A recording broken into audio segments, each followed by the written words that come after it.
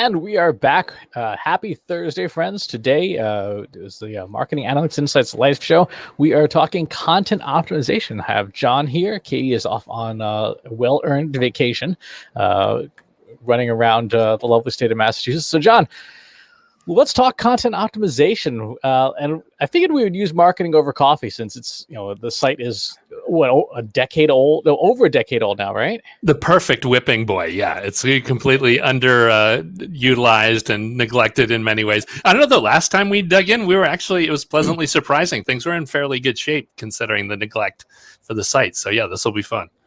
And so what we specifically wanted to look at are, what are the pages and things that are on the site that could use some love, and what are the pages that are doing reasonably well? So I figured we'd do this in a couple of different ways. We do this with all free tools and with just some basic stuff like spreadsheets, even though I think there are many more advanced, better ways to do content optimization. It also, a lot of it requires programming, and we're not going to touch on that today. Maybe we'll do that like as an advanced show at some point. So first things first, let's make sure that we go into our Google Analytics. And one of the most important things we can do with Google Analytics is make sure we have a goal set up. We can't do content optimization without goals and goal values. Even if the goal doesn't have a known monetary value, we can at least set up something. So I'm going to go here to newsletter sign up. And when somebody gets to the thank you page, we gave them a value of $8. Do you remember how we came up with that value? I think that was poor back solving math. I think at one point we were like, well, we make this much on sponsorships for this many listeners. And so we divide that out and we get to $8. But yeah, that seems to be a very arbitrary number that we probably need to go back on. Exactly. But, it's better than nothing. And there at least is a somewhat semblance of logic behind it. So let's go over to our behavior section first. We're going to go to site content and just start poking around to see what pages on the site are doing something, anything. I'm going to look at the last 90-ish days here. Let's go ahead and put the side menu away. And what we see here is obviously the number of page views, the pages that get the highest views, the unique page views, entrances, bounce rates, exit rates, and page value. Now, we probably should clarify a couple of these things. An entrance is when that's the first page in the session that somebody lands on. Obviously, the home page is a big one. A bounce rate is when somebody arrives on your site, goes to a page, and doesn't trigger any events, and doesn't go to any other pages. They just leave right after that. That's considered a bounce. Now, there's a couple of challenges with bounce rate. A lot of folks like to use that as a content marketing analytic metric. There's two challenges with it. One, just because somebody bounces doesn't mean it's a bad thing. If you think about how we use the internet, right? You're on Facebook, you see a blog post. Well, maybe nobody sees anything on Facebook anymore that aren't ads. And they're not seeing many of those either. That's another show. They go to read the blog post, and then they leave. They go back to Facebook. They go back to where they were. So, did your content do its job? Well, yeah, obviously, if it got somebody to read and hang out there. Is it bad that it has a high bounce rate? Not necessarily. The only place that we tell people that bounce rates are bad are on things like landing pages. Like if you're sending traffic to a page and it's a page where you want them to fill out a form and do something, and they leave and they don't go to the thank you page, then yeah, that's bad. So the thing we want to take a look at, there's two things. One, well, look at this time on page. Time on page is a good indicator that somebody's actually hanging out. So let's go ahead and sort through this. This is a podcast too. So there's on each of these pages, what do we have on these pages? We got the audio player, we got the show notes and resources and stuff like that. So there's enough there that someone theoretically could hang out for 23 minutes if they didn't subscribe to the show some other way, right? Yeah, definitely. Do you want to share this up too? We're still in the 2. Oh, duh. That was silly of me. Okay, so here's the page. And you see there's the player, etc., and then the show notes. So in Google Analytics, we have our content, right? So behavior, site content, and I've sorted here by time on page. Some of these pages, like this one here, 29 29-minute duration, right? So somebody went to that page and actually listened, like they listened Yeah, to the they show. run the player. Yeah, yeah. Yep. And you see a lot of this, 27, 28, 29 minutes. So people actually do listen to the show that way. So those are pages that have, I would say, have a high amount of engagement, right? Conversely, if we sort that column the other way, these are the pages have like nobody listening to them. And these look like bots, right? There's a lot of query parameters, a lot of other stuff going on. So I'm not too terribly concerned that there's zero time on page. So let's go ahead and sort back by page use. We have page use, unique page use, entrances, bounce rate, exit. Exit rate, I think, is something somewhat useful. Exit rate's useful because it tells us when somebody is this a page that people leave the site on a lot. Now, there's some pages that you definitely want a high exit rate on, right? Like the thank you page. They've done something. It's okay for them to leave now. Blog posts, it's okay. Obviously, we'd love to stick around more. But if it's a blog post, that's fine. And then there are pages you want low exit rate on. Like you don't want the thank you page. You have the lead form pages to have a high exit rate. I'm going to sort by page value. So this is where when you put that dollar amount in as a goal, even if it's arbitrary, it's like, this goal completion is worth $1, even if that has no necessary bearing.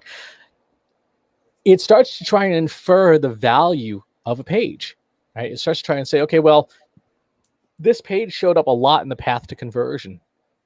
And so we're going to assign it an arbitrary dollar rate. So let's go ahead and let's slap a graph on that. Let's go with page views, and let's go with, page value is not in here. I can't do that as a bar. Well, that stinks.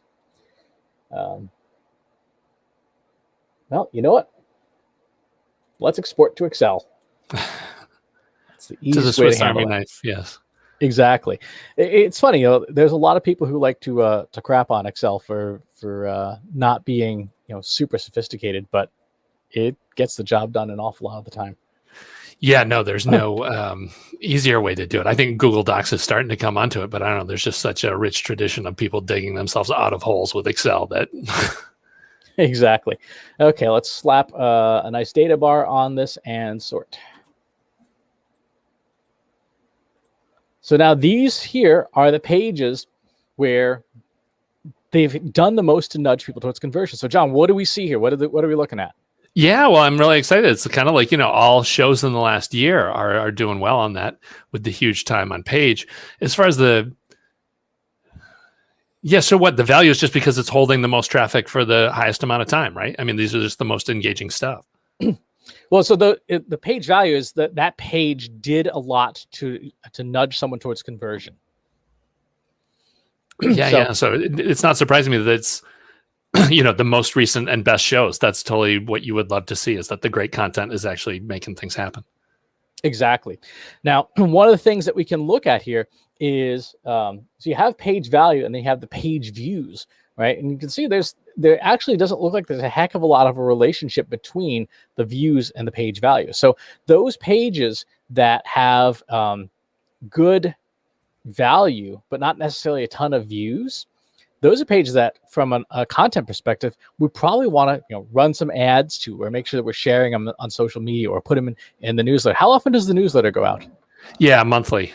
So these would be the ones we would want to feature for the month, because that's a classic problem. Is every month I go and I look and okay, I got to pick one of the four. Which one should we feature? And this would clearly tell me, hey, the more offensive stuff tagline is the one to go with for the June newsletter, obviously. Yep. Now, the other thing that to think about here is, are there pages that have like a low exit rate, but have low page views? Could we send more traffic to those pages? So let's do this. Let's do some filtering here, and I want to let's do some filters. So I want page views. I want to filter greater than 5, right? So start with that, just to knock out like the onesies and twosies. And then page and exit rate, let's go ahead and put a filter on that. And I want that to be less than 50%. Okay, So now these are pages that have, decently, decent retention. Let's go ahead and sort this smallest to largest. Decent retention, but relatively low views. So there's a couple here that are really old, like really, really old, and a few others that are in the back issues. So one of the things that we might want to do is look through some of these older ones, like this one from Seth Godin, which is always going to be popular. Right. There's even posts about that in here, and say, let's go ahead and refeature those. Maybe something like a time hop section in the newsletter. On this day, this month, 5 years ago, this was a popular episode. Especially if it's an interview that holds up well, might be worth doing something like that. Yeah, it's funny. It's great too. I think you can't you can't talk highly enough about that filtering right there, because you like now all the bots are gone. You've got a whole different view of the data set here. Like that's critical to getting to the meat. Exactly. So that's a good first step to figuring out what content's working and what's not. Looking at things that are popular, looking at things that have low or high exit rates, low or high page value. Especially here, this most popular pages, most popular episodes page, decent traffic, low exit rate, and it's got some page value, right? So that is a page that definitely needs to be, at the top and bottom of every newsletter, on the social feed, every other day or something like that. Same for welcome message. When you set up tweets and stuff, having the daily welcome message. Hey, if you're a first-time listener, make sure you go to the first-time visitors page and check it out. You could send some traffic to that and really crank it up. Yeah, and the good news is that stuff's all built too. There's no extra lift to go and getting that stuff clean. Exactly. So that's our first stop. Our second stop is Google Search Console. So again, this is one of the things where you want to have Search Console set up for your site. Do all the authentication things that you need to. And what we're going to pay attention to here is we're going to go to the performance section, and there's a lot of fun stuff in here, right? There's queries and pages and countries and all that stuff. I'm going to go ahead and just do an export of this. And again, we're going to send this to Excel because Excel is a really good tool for this particular application. And what we get is exactly the same thing, but in tabular format now. So it's a lot less mind-searing. Let's go ahead and just crank up the visibility here a bit. That's cool. So I didn't know that dumped straight to tabs by default. That's great. I thought it was just single screen. So you get a ton of info just by kicking that there. Exactly. So it does it. If you choose Excel, it comes out as tabs. If you choose CSV, then you get a zip file of individual pages. Okay, so what are we looking at here? Well, we've got ourselves our site URLs. Oops. Oh, bad. That was bad.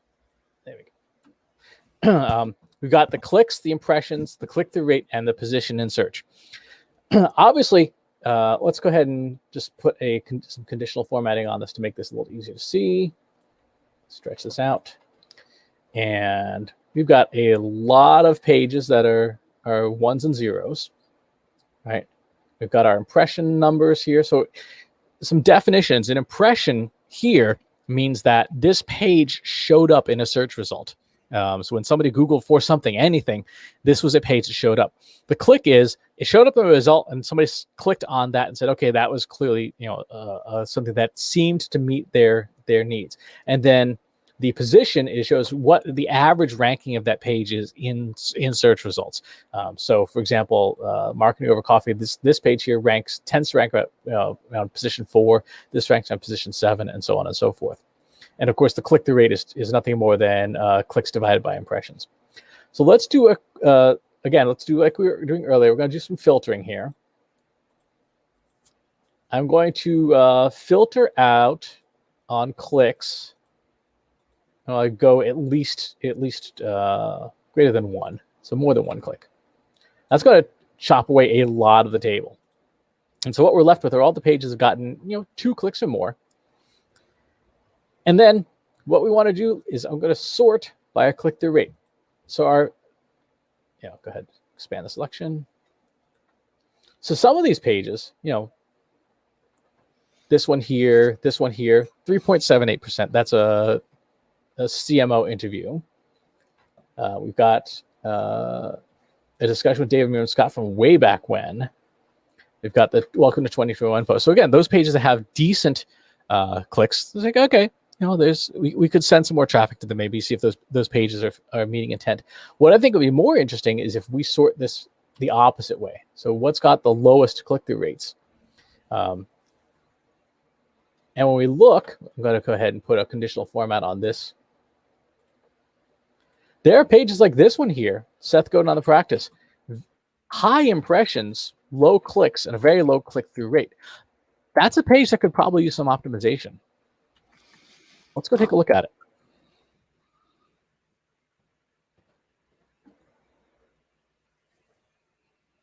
Okay. So what we've got here, people are going to this page for a reason. However, the reason isn't necessarily clear other than it's about Seth Godin, right? Yeah, I mean, this is his latest, book. So this is current stuff from him. Okay. 647. So what do you think, John? What should we do to fix this page? Yeah, I don't know. It's funny, as we're doing this too, I was going to pull it up in WordPress too, so I could see if there was any feedback from Yoast in there too. But the big thing is probably to do a book summary right in the intro, have more information about the book, because that's obviously the pull for that, the practice. Right. Okay. Let's see. What we could do, I think, since we know this page has high impressions, not a ton of clicks, maybe we can take a transcript, right, from that episode and put it up here. So let's go ahead into our transcription software. This is clearly Seth himself, so let's tag him.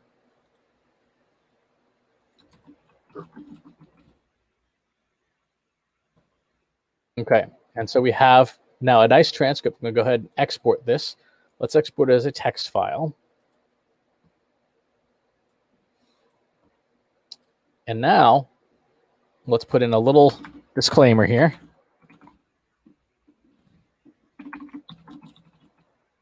Yeah, well, it's machine generated, so typos are not the fault of any human. Typos are virtually guaranteed. All right, let's open up our text file here. So let's take a look at our stats here so far. We've got a focus keyword, Seth Godin, right? Readability is, looks fine. How many words is this page right now? So your key phrase or synonyms don't appear in the first paragraph. Text length 258 words, minimum of 300 words. Okay. I think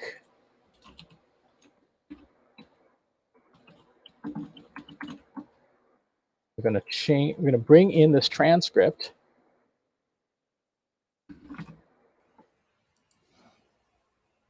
And now let's hit update. So we went from 258 words on a page we've got the timestamps in there so we can figure out where they are in the show. Right, they can jump if they want to. And now contains 9,120 words. And obviously there's going to be a lot of additional words and phrases in this page now that will really help with search. So if we go back to the post now, we've got a machine generated transcript. There's a lot in here. And because of the way we've done the transcript, your name, but more importantly, Seth's name show up a lot throughout the transcript. So if we're optimizing this page for his name, we've now put a lot more opportunities for a bot to look at this and try to understand what's in here. So that's a page where good impressions, not a lot of clicks. Hopefully we can get, we can boost its performance. So we want to take the metrics that come right out of Search Console and slice and dice them. Again, this is not rocket surgery here, right? This is literally just sorting and filtering in Excel. We haven't even done a VLOOKUP yet. We probably don't even need to. One of the questions that folks have is, well, how do I know what I'm missing, right? How do I know what kind of content gaps I have? that we answer in the queries tab here, which again is right out of what's on the website. We can look at this, right? These are the clicks that we get. So we see a ton of clicks. Marketing over coffee podcasts, doing well. Marketing over coffee, doing well. Then you start getting into obviously different guest names. Things there. Marketing podcast is in there. So our clicks are useful. What I'm going to do is I'm going to sort this by impressions, and then let's highlight our click-through rates here. And what we've got now, these are the things that we show up in search for a lot, but we're not necessarily getting great clicks. In fact, let's go ahead and slap a filter in place here. And let's filter on click-through rate of less than 5%. And let's put a little data bar just to visualize a little more easily. So these are the terms now that we have very low click-through rates on, right? But we show up a lot. So again, these are terms that, influence marketing. We got 1,100 impressions for the term influence marketing, but not a single person clicked through. If we're doing a podcast about marketing, we might want to do a show specific about influence marketing. Have we done one? I don't remember if we have. No, as a matter of fact, we've got folks from Upfluence coming up in the next 2 weeks. So that's like right on the docket. So we got lucky with that. But yeah, we should be doing more in that space. I'm just surprised to see some of these terms. And it's crazy too how positions, they go as deep as 100. I mean, nobody's ever looking at the 10th page. And yet you've got, well, they are looking because there's 608 impressions there for newsletter marketing and 100 at the 100th position. Exactly. Yeah. In fact, let's clear that, and let's do color scale green to red. Some of these things, like this one here, obviously your name, position 5, which is good. Tim Solo is in there. Coffee marketing, eating their lunch.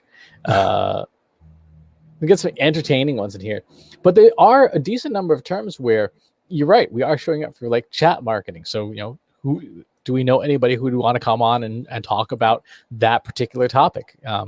Again, 900 impressions, not a single click on it. Yeah, no, it's crazy to see how some of those topics just don't pull at all. Yep. And that's probably because we don't necessarily have a show for them. Some of them that we do. So like, for example, we have Simon Sinek. He's been on the show a couple of times now, right?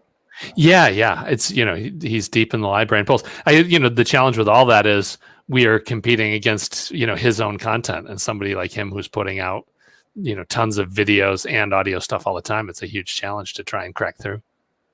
Exactly. But we've got the content. So as we did with Seth, we might want to take the top names here and make sure that at least their pages, their episodes have transcripts to go with them, just to give the engines something a little more to grab onto. More to chew on.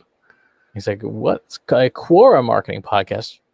I wonder what that means. That's weird. I didn't know they did anything. Well, they may not. Let's take a look and see what comes up in search for that. Put an incognito tab here. What are some good podcasts on marketing? It's a Quora question. Marketing over coffee, number 3. That would be why we're showing up in there. Right. The Growth with Quora podcast and stuff. So there are some things in here. How to use Quora for marketing. It makes sense that if we're being mentioned in there, we might want to go necro some of those threads, comment on them 10 years later. Say, hey, just seeing this, thanks for mentioning us. Yeah, right. Thanks. I'll have to check it out. It's great. But from a content gap perspective, this is a great way to find your content gaps. To say, okay, what does Google semantically think we might be relevant for, and people just aren't clicking on us. They're just not seeing anything of irrelevant in the search results. It could be, in some cases, because you're on page 8 of the search results, right. And the likelihood of you doing well on this is pretty low. Or it might just be that there isn't matching content. And for us, something like modern marketing, newsletter marketing, we should definitely do a show on newsletter marketing. Adding to the to-do as we go here. Exactly. So those are some of the basic ways that you can start tying some of this data together. Again, just going through and looking like what are the pages where you're getting clicks, you're getting impressions and things like that. And you can, if you were so inclined, take this data. You have to do some manipulation, but you could do VLOOKUPs, for example, and match it so you have Google Analytics data right next to your Google Search Console data. See what are the pages that are getting impressions, but you're not seeing actual traffic for it, or you're getting traffic for it, but it's not coming from search. So where else are those pages getting traffic from? Then go and start optimizing it. So there's two types of optimization. There's traffic optimization, and then there's content optimization. For content optimization, those are the pages that, like we saw, that have very good conversion ratios. Like they have good click-through rates and things, but bad traffic numbers. So we want to send more traffic to those pages. There's the reverse, which are pages which have good impression data, but bad traffic, which means that we may not have done a good enough job optimizing the content itself. So we need to spend some more time, transcripts, tuning things up, maybe even, I don't know, change the dates on the page or something just to liven things up. Freshen them up. Let's take a look here and our software and see what other recommendations are made for this page. It's being a relatively new page. So we don't have a keyword phrase set, meta description, image, alt attributes. So some of these things are things that you can fix with plugins too. Just go in and say, okay, I want to make sure that every image at least has a default alt attribute of this is an image. Making sure that the red things, key phrase like not having one, fix those things pretty easily. Okay, so this one would be creative.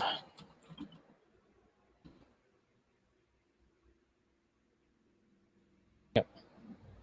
I don't need related phrase. So I just need to set that phrase. There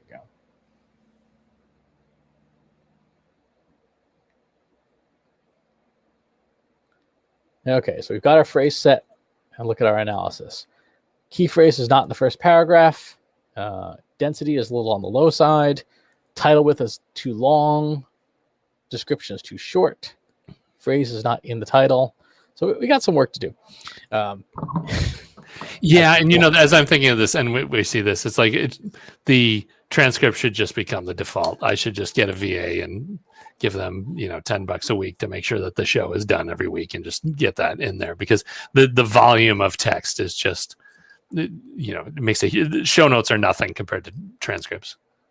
Exactly. And with the timestamps in them, you can even do some light formatting on them. So, for example, here are the last 600 some episodes of the show. Just stuff them all into transcription software, Otter's transcription software. And now we can go through and, again, either clean things up, but ideally export it in such a way that it has that has some decent formatting to it. So there are ways you can write scripts that will take this text and then, for example, make all the names, heading 2 headings within the HTML. Again, it gives the page some more structure and helps the bots understand what the page is about. All right. So to recap, we've taken a look at how to find optimizations in your Google Analytics data and your Google Search Console data. These are two very, very easy, simple sources to use. They're free and showed some ways to manipulate that. In terms of timing, this kind of optimization, ideally, you do it quarterly would be good. If you start seeing substantial declines in your traffic, particularly from organic search, you may want to increase the cadence, maybe do it monthly.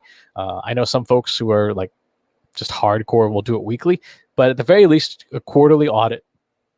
Go in, see what's working, see what's not. You can later on, once you've done the basics, start looking at more complex ways to do this analysis. So one of the ways that we talk about doing this analysis a lot is using machine learning and doing what's called Markov chain modeling, which allows you to take essentially a look at what are the pages that convert the most. So now instead of looking at traffic data, we're looking at conversion data. What are the pages that you get the highest number of conversions? This is back from February. I probably should redo this at some point. But again, pages that have a very high conversion rate. We want to send a lot of traffic to them as much as we can. Pages that have a high conversion efficiency, meaning that it takes very few visits to convert. We want to make sure that those pages are well optimized. Question from Brian. Do we have export and backup all Search Console data, or just pull historical data when we need it? Search Console now gives you 13 months of data look back. So I find that it used to be 90 days, and yeah, you'd be scraping it every 90 days to try and store it. But now with a 13-month look back, I think that's enough. I mean, because these days, in the world we live in now, anything more than 13 months is practically a different planet. So I don't know that I need to go that much further back.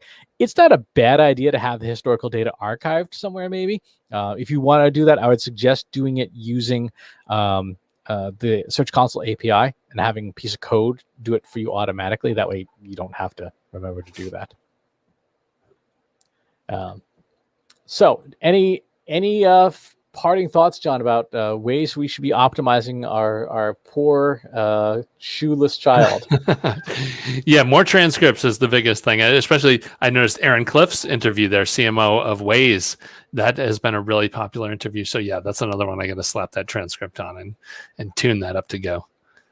Exactly. And one other thing that to think about is if you've got regular like blog content that doesn't have rich media, you may want to start doing rich media just to give you stuff to feed your pages. I know it's funny. About 6 months ago, I stopped doing a daily YouTube show, and I'm thinking about going back to it, not because my YouTube channel is doing particularly well. It wasn't.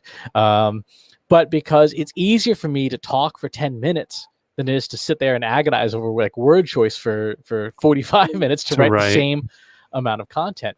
And I am starting to see some of those older shows actually getting attention. So I'm thinking I may go back to doing a daily show, because every time I open my mouth for 10 minutes, it's about 1,500 words. Yeah. That's a huge amount of writing for anybody that's trying to sweat through a manuscript. That's just crazy. Exactly. So, all right. So that is going to do it for this week's show. If you got additional questions and things, and we didn't get a chance to chat about it here, go on over to the Slack group, Analytics for Marketers. We can have a discussion there. But we will see you next week. And thanks for watching today. Be sure to subscribe to our show wherever you're watching it. For more resources and to learn more, check out the Trust Insights podcast at trustinsights.ai/TI podcast and a weekly email newsletter at trustinsights.ai/newsletter. Got questions about what you saw in today's episode? Join our free Analytics for Marketers Slack group at trustinsights.ai/analytics for marketers. See you next time.